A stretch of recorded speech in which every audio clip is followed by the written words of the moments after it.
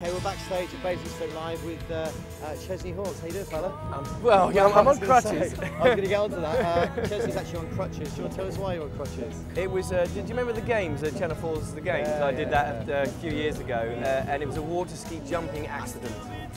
Yeah, I've had a limp ever since then, and I had to have this operation, so, you know, I'm on these for a month. I'm quite impressed that it hasn't stopped you getting on stage. That's good. That's good. So what's been going on with you then for the last, because you've been hiding away, you've been doing, you know, you've sort of been you've been doing some recording and stuff, but you're back, you've got a new album. New album, just literally hot off the press, and available on ChesneyHawkes.com. And I've been writing and producing for different acts. I've got a studio and you know, and touring, doing things like this. When you burst onto the scene with the one and only, you were like, how old are you then? Was it 19, 20? Yeah, so I was a That must have been a really crazy point in your life. It was. It's weird, I look back on it now and it's almost like I was looking at a cartoon character or something, you know. It's like it wasn't me, you know. It's even my son, I have a 6-year-old son, yeah. He calls him Chesney Hawkes, you know, it's weird. I did a gig the other day in the school grounds of my son's school. He came down that morning, he said, "Did you know, Daddy, that Chesney Hawkes is coming to my school today?" You did an appearance on Richard and Judy's show, and you were walking along that bit on the docks, you know, yeah, and there was just like thousands and thousands of people everywhere. Yeah. At an age like mine, how do you deal with that sort of stuff? It must be kind of, whoa. It's weird because, as I said, it's hard for me to kind of picture myself back then because it was it's such a.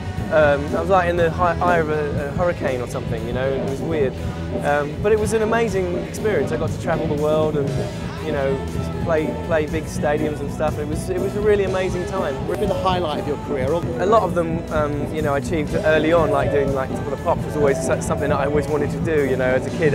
And play at Hammersmith Odeon as a headline and Hammersmith Odeon was amazing for me because I'd seen like a lot of my idols there. You're going to be touring for the new album as well. Absolutely. Tell us about the album.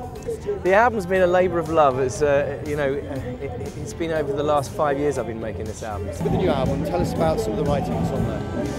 I mean, as I said before, I'm a writer now, a writer and producer for different acts, and you know, I like to take time out to do you know, my own thing. But now and again, a song will come along that I'm like, I just don't want to give to anyone. It's so obviously me, that comes from my heart and soul or whatever, you know. So these. What's your thoughts on the music scene these days? Because it's nice to see there's a lot more guitar-based music that's sort of making the charts these days. Yeah, you know, it's great to see. You know, I think especially in this country, you know, Britain's back to kind of like doing what it does best, which is just great rock and roll. And